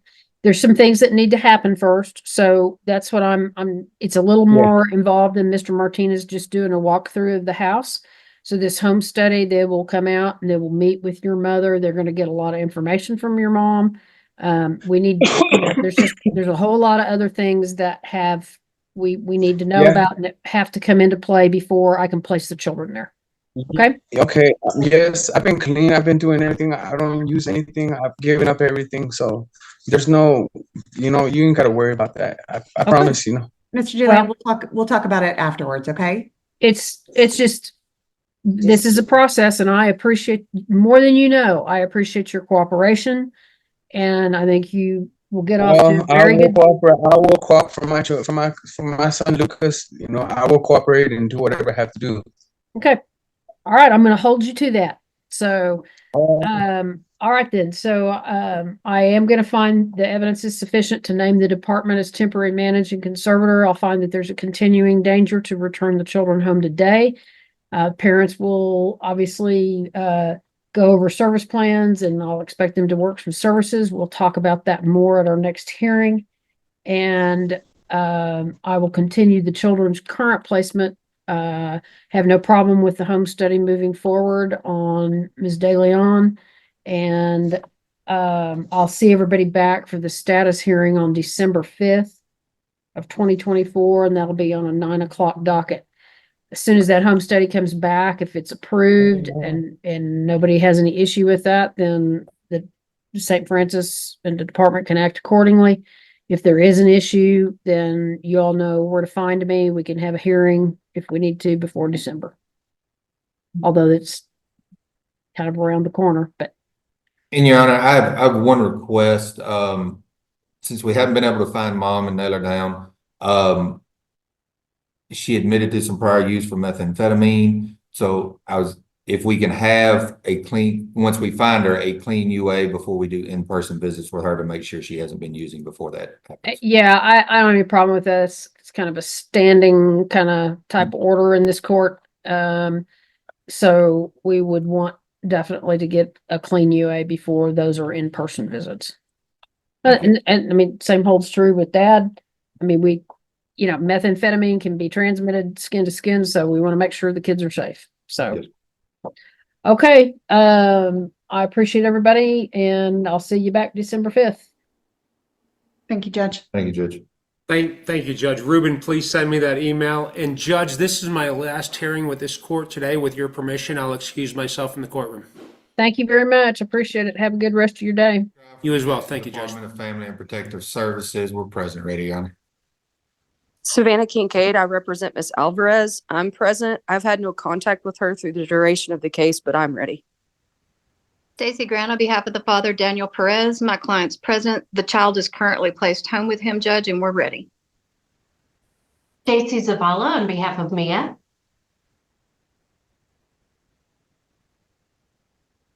All right, thank you. Okay, Mr. Chuck. How many witnesses you have today? We should have 2, maybe 3, Your Honor. All right, my understanding is that we've got a partial agreement in the case. Is that correct? Correct, Your Honor. Then why don't we go ahead and announce that first, and then we can take up whatever necessary testimony. Yes, ma'am. So what we'll be asking for, Your Honor, is for child to stay placed with father, for father to be named as sole managing of the child, and for the department to be dismissed out at this time.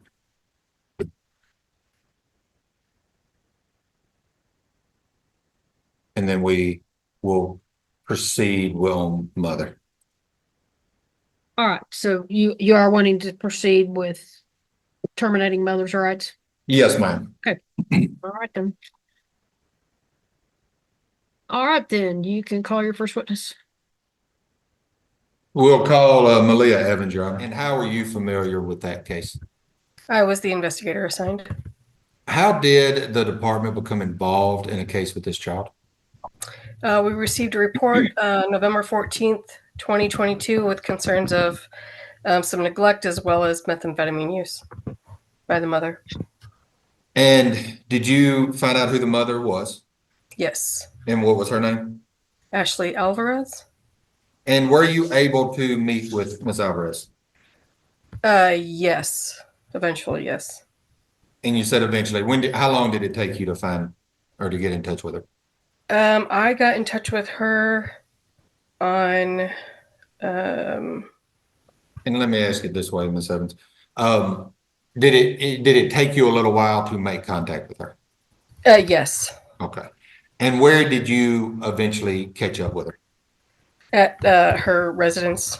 Okay. And where was that? It was an apartment. Okay. And was it her apartment or was she in someone else's apartment at the time? I believe she was in the apartment of her mother. Okay. And when you were able to make contact with her, did you have a conversation about the allegations you were investigating? Yes. Okay. And what was mother's reaction or comments to that? Let me see. She did.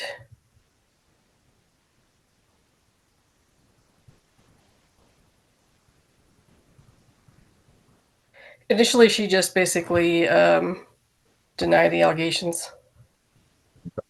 Did you discuss any possible drug use with her? Yes. And did she also denied that at the time? Yes. Okay. Where did you go from there? Did anything happen after that? There were additional allegations that came up with regard to violence between her and her mother. Okay. And so was this another intake was called in?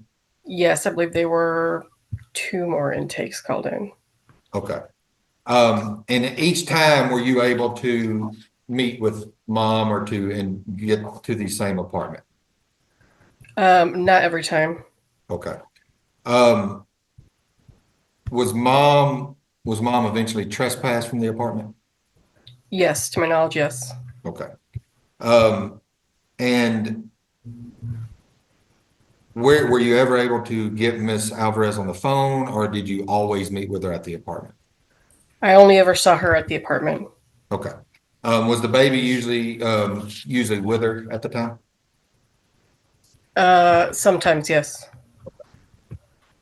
And this went on for a while. When was the last intake that was called in? Last intake was called in on, let's see here, February 26, 2023. Okay. And were you able to meet with mother about that allocation? I do not believe so. During your conversations with mom, did she ever admit to you to any methamphetamine use? I don't believe so. Okay. Did she ever admit to you of using methamphetamine after Mia was born? Not that I recall.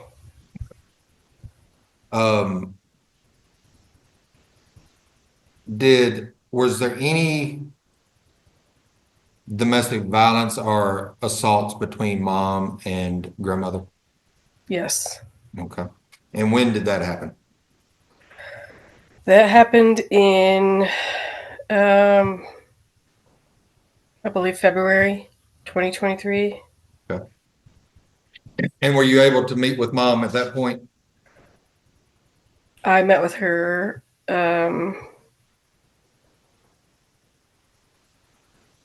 yes, I believe so, at the jail. Okay. Do you remember what mom said to you at the jail?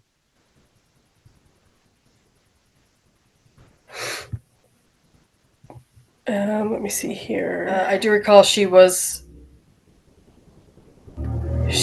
denied her mother even being her mother, saying that she had brainwashed her. Like there was just a number of things that were not lining up. Okay. At any point, did mom do any drug screening for you? She did. Okay. At least she did an oral swab. Okay. And were those come back positive or negative? They were positive, yes, for amphetamines and methamphetamine. Okay. And were you able to discuss that with mom? I don't believe so. She was hard to locate after that. Okay. Did the department request a motion to participate?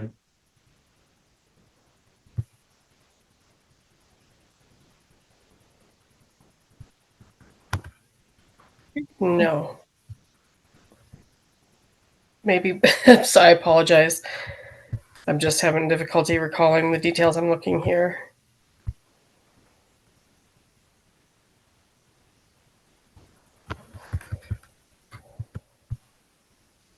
No. So in January 30th of 2023, there was not a motion to participate hearing?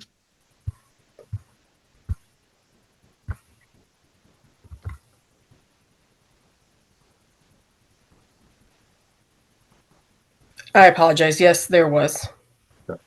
And the hearing had to be reset because mom had not been served. Is that correct? Correct. Okay. And then the hearing was reset to a later date? And did mom appear? Yes. No. Okay. In February 21st of 2023, was there another hearing on a motion to participate in which this court ordered mom to work services? Yes. And was mom present at that hearing? No. Okay. Then the altercation happened and mom was arrested. Is that correct? Correct. Okay.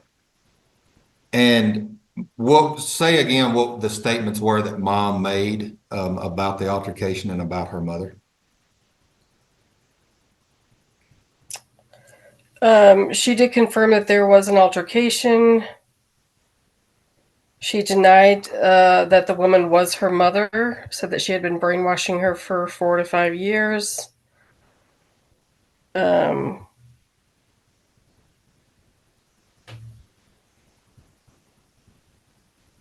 They got into a verbal argument and it became physical. And during that conversation, did she state when the last time she used marijuana or methamphetamines?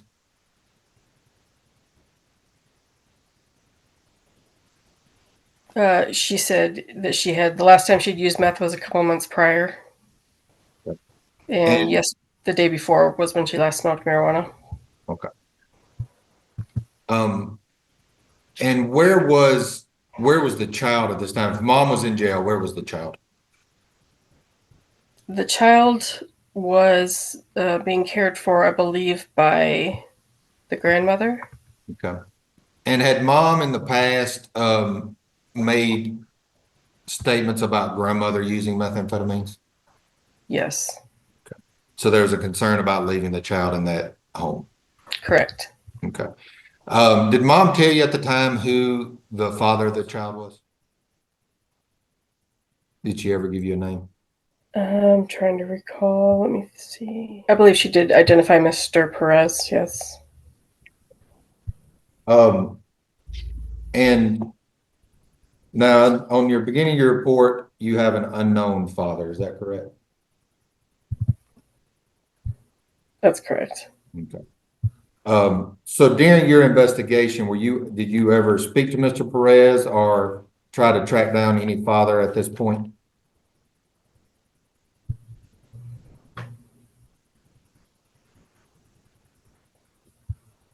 I don't believe I was able to locate the father, no. Okay.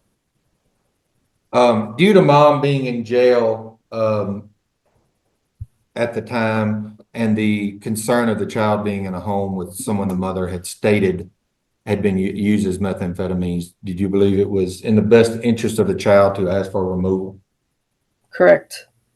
And was that removal granted? Yes.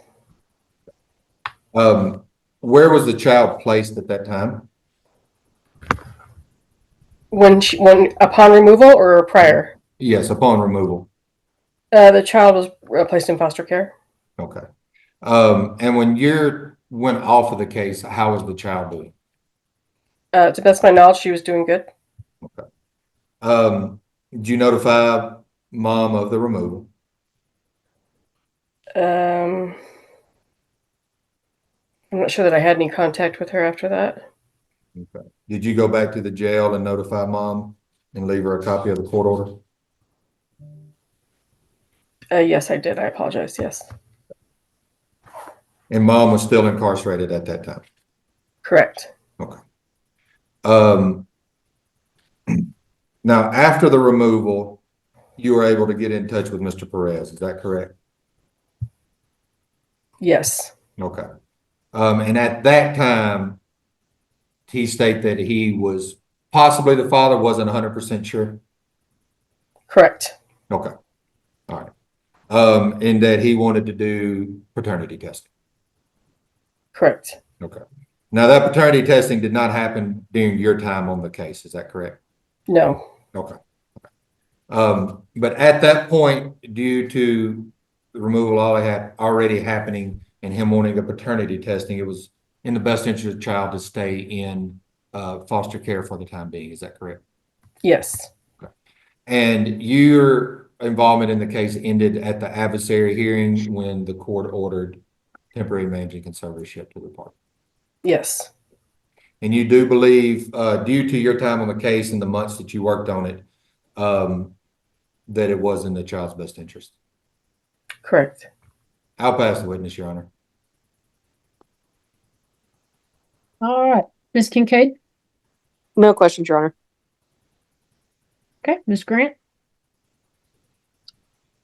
Ma'am, it's your recommendation today that the mother be terminated, correct? Correct. And with that recommendation, you understand that Mr. Perez will not be eligible to receive child support, correct? Sure, yes. And he has made no representation to you that he wishes anything other than termination, correct? Correct. Pass the witness. All right, Ms. Ball? I have no questions, Your Honor.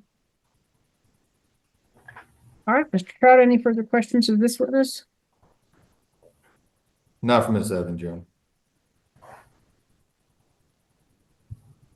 Honor. Okay. Anybody have any objections to Ms. Evans being released at this time? No objection. No objection. No objection. Okay, Ms. Evans, thank you so much for your time. You're free to go. Thank you. All right, Mr. Trout, you can call your next witness. So we'd call Tori Cook, Your Honor. And how are you familiar with that case? I was assigned the case when it opened. Okay. So after the adversary hearing, the case changed to St. Francis and you were the worker? Correct. Okay. Were you present at the status hearing order or status hearing? Yes, I was. Okay. And when the department or St. Francis first starts working a case, do you work a family plans of service? Yes, sir. And can you tell us what are family plans of service? Yeah, it's a service plan that we usually go over with the parent to create services to make sure we can reunify the child with the parent. Okay. And was that done in this case? Yes, it was. And were you said you were at the status hearing. Are the family plans of service made in order of the court at the status hearings? They were, yes. Okay. And were they in this case? Yes. Did you receive exhibit number 1? Yes, I did. And can you tell me what that is? Yes, that is the order for the status hearing. Okay. And was that filed with the court? Yes, it was. Okay. Your Honor, I would ask that exhibit number 1 be admitted. It is a certified copy of the status hearing order that was filed with this court. All right, any objection? No objection. All right, petitioner's exhibit 1 will be admitted. Thank you, Your Honor. And Ms. Cook, you stated earlier that during that hearing, the family plans of service were made in order of the court, correct? Yes, they were. Okay. And what type of services were in mom's service plan? So she would need to keep in contact with me, with the caseworker, be compliant with her service plans, maintain housing and employment, have visitations with Mia, complete an OSAR assessment, do some drug recovery classes, be compliant with drug screens when asked, rational behavior therapy, and psychosocial assessment and individual counseling. And these were drawn up in a typed out family plan of service, correct? Yes, sir. And were these given to mom? Yes. And did she ever sign a service plan? She did. And so she was aware that these were made in order of the court and that she needed to work to services. Yes. And by signing, actually acknowledged and agreed to do that. Yes. Do you have exhibit number 2? I do. Okay. And what is exhibit number 2? Do you recognize that? Yes, that is the family plan of service that Ashley and I went over together. Okay. And this is a file marked certified copy, correct? Correct. And it is accurate copy of what you filed with the court. Correct. Your Honor, I'd ask to make exhibit number 2 or admit exhibit number 2, certified copy of the family plan of service that was testified to. Any objection? No objection. No objection. All right, petitioner's exhibit 2 will be admitted. Thank you, Your Honor. Ms. Cook, did mom work her services? She completed a psychosocial assessment and 2 individual counseling. Okay. Did she do rational behavior? No, she did not. Did she ever do an OSAR? She did not. Did mom ever drug screen for you or work with you on those? She did drug screen, however, it was few and far between. Okay. When was the last time that she drug screened for you? Her last drug screen was 10/21 of 2023. Okay, so a little over a year ago was the last time that she drug screened for you. Correct. Okay. When was the last time you had communication with mom? It was mid-November of last year. Mid-November of last year? Okay, so sometime after one of her last drug screens was the last time. Do you know where mom currently lives? I do not. Do you know if mom is still in town? Do not. Did mom work her drug recovery classes? She did not. Okay. You said that she had 2 individual counseling sessions, but did she ever go back and finish those? She did not. How many was she supposed to do? She was supposed to complete 6. Okay. Did she ever set up her parenting classes? No, she didn't. When's the last time mom had a visit with the child? That was in early December of 2023. Okay. Has mom called you to discuss the well-being of the child? No, she has not. Has she emailed or texted you inquiring about how the child is doing? She has not. Has she called, text, emailed, asking for any type of visits? She has not. Do you believe through your working on the case that mom can provide any type of shelter and necessities for the child? Not to my knowledge. Has the department offered services such as through the service plans to allow mom and to help mom with reunification with the child? Yes, we have. Has mom taken advantage of any of that? She has not.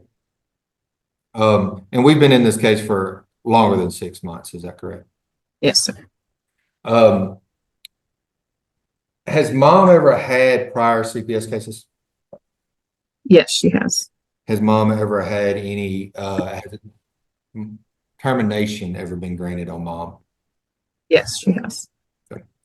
And is that where is the child placed right now? With the foster home. Okay. Does this foster home have any of mom's other siblings or any of the child's siblings? Not at this time. Okay. But mom did have a termination of another case, kind of while this case was going on. Is that correct? Yes. Okay. And you were a part of that case also? I am. Okay. Do you have what I sent out, exhibit number 3? Yes. And can you tell me what exhibit number 3 is? This is the order of termination for another one of her children. Your Honor, I would ask to admit exhibit number 3. It's a certified copy of the order of termination for another child of mom's. Any objection? No objection. No objection. No, Your Honor. All right, then petitioner's exhibit 3 will be admitted. Thank you, Your Honor. And Ms. Cook, during that case, was mom terminated on grounds of also failure to work services Yes, she was. and constructive abandonment Yes, sir. and D&E grounds for knowingly placing the child and let the child remain in conditions Yes. that endanger that child? Yes. And also for causing the child to be born addicted to alcohol or controlled substance? Yes. Thank you, ma'am. Is the department asking the court today to terminate the parental rights of Ashley Alvarez as to the child? Yes, sir. And is that based upon mom's failure to work services? Yes. Constructive abandonment? Yes. And do you believe that is in the best interest of the child? I do. Okay. And the child is placed with dad. Yes, Are you also asking that the child remain placed with dad and for the department to be dismissed out? yes, I am. And do you believe that is in the best interest of the child? I do. I'll pass the witness, Your Honor. All right, Ms. Kincaid?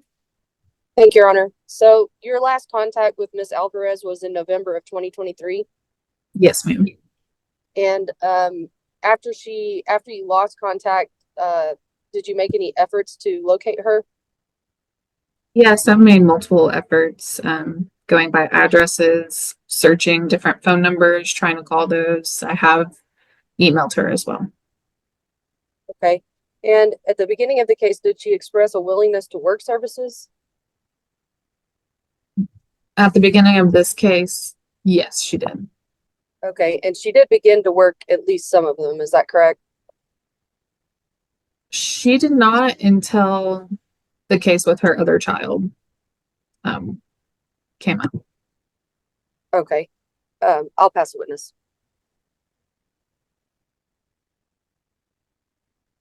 All right, Ms. Grant? Ma'am, in the course of this case, has Mr. Perez ever made any claim to you that he would like to receive child support from the mother if he's named the sole managing conservator? No, he is not. In fact, he wants termination of this child and will forego child support in favor of termination, correct? Yes, ma'am. Pass the witness.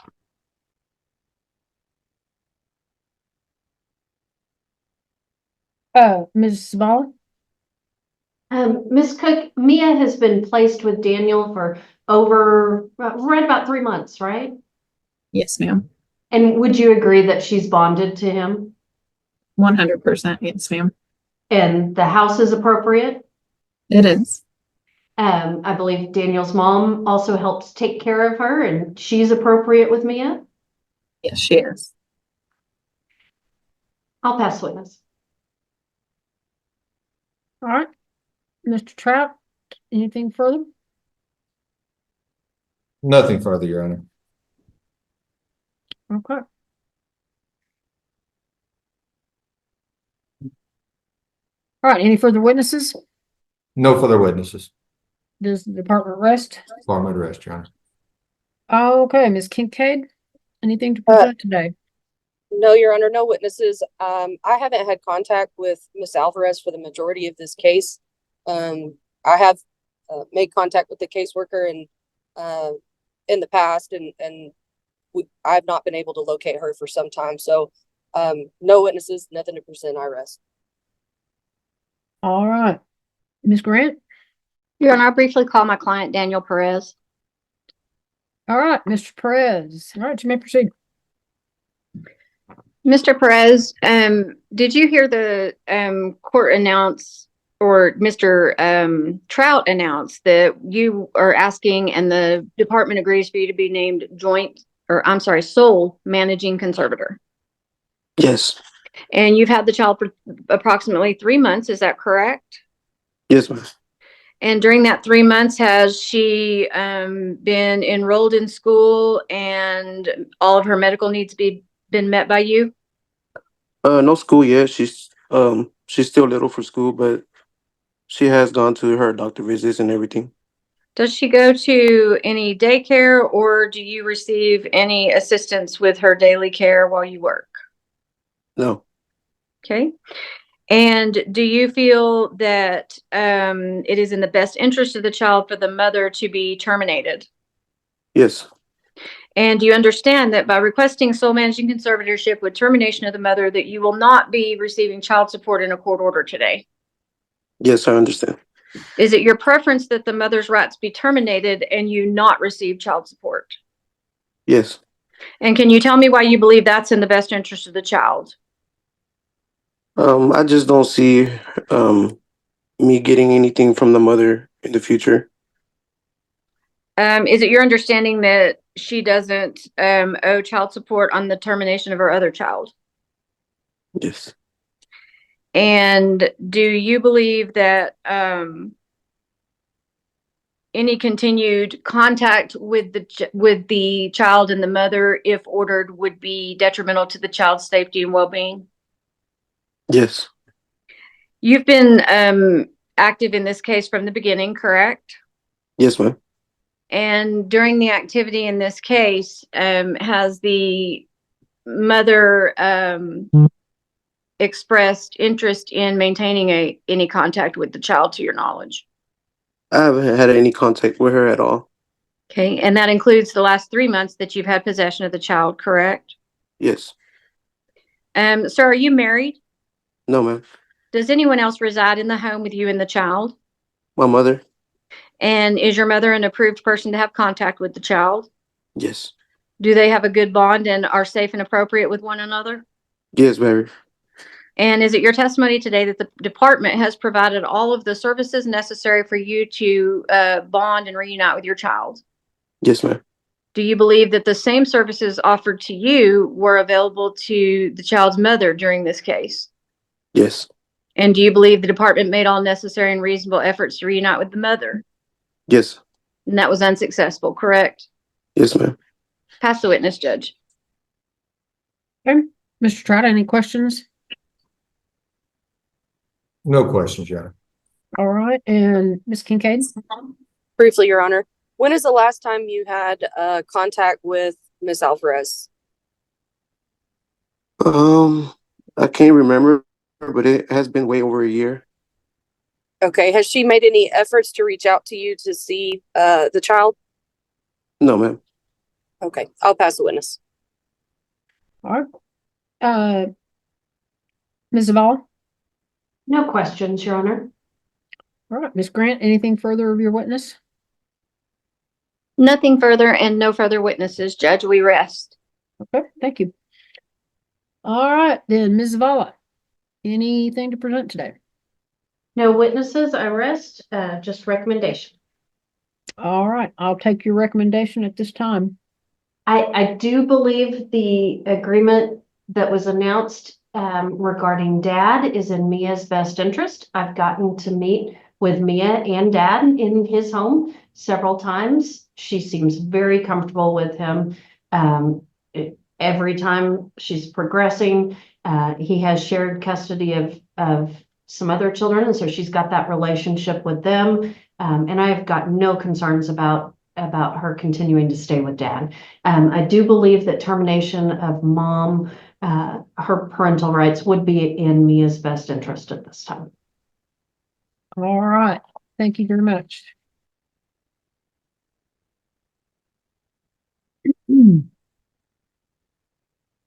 Okay.